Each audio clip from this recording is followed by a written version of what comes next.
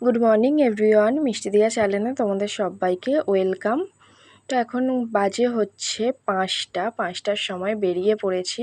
দেখো এখনও পুরো সকাল হয়নি, হালকা অন্ধকার মতন হয়ে আছে। তোমরা যারা যারা আমার আগের ভিডিওটা দেখেছো তোমরা সবাই জানো যে বাইরে প্রচণ্ড বৃষ্টি হচ্ছিল।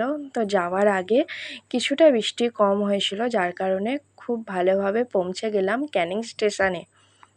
স্টেশনে নেবেই দেখছি আমাদের জন্য অটো অপেক্ষা করছে। তো তারপর সোজা অটো করে চলে গেলাম লঞ্চ ঘাটে।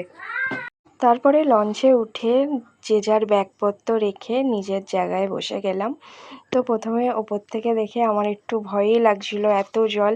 আমার ফার্স্ট টাইম সুন্দরবন যাওয়া। তো তোমরা কে কে আগে গেছো অবশ্যই আমাকে কমেন্ট করে জানাবে। তো তারপরে প্রথমেই দিয়ে দিল যেটা লুচি আলুর দম।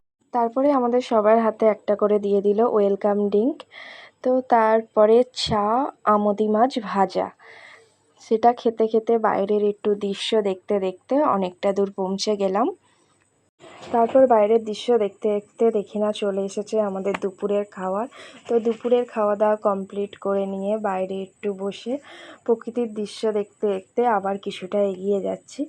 তো খাওয়া দাওয়া তো সত্যি খুব অসাধারণ ছিল। তো আমরা কোন ট্রাভেল বুক করেছি তোমরা যদি জানতে চাও অবশ্যই আমাকে কমেন্ট করে জানিও, তাহলে আমি লিঙ্কটা পাঠিয়ে দেব। প্রথম দিন আমাদের লোকনাথ বাবার মন্দিরে নামিয়েছিল। তো সেখানেই যাচ্ছিলাম, পাশ দিয়ে কত জল দেখছো, জলের মাঝখান দিয়ে হেঁটে হেঁটে চলে এলাম লোকনাথ বাবার মন্দিরে। লোকনাথ বাবার মন্দিরের আশপাশটা একটু ঘুরে দেখছিলাম।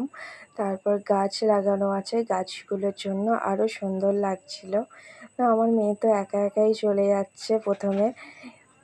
তারপরে মন্দির দর্শন করে আমরা চলে এলাম লঞ্চে। আবার লঞ্চে ওঠার পর আমাদের একটা গোটা বড় পেয়ারা দিয়ে দিয়েছিল। পেয়ারা খাওয়ার পর কফি আর চিকেন পকোড়া। খাওয়া দাওয়ার পর আমাদের নামিয়ে দিয়েছিল রুমে। রুমে এসে দেখছি ঝুমুর নাচ হচ্ছে।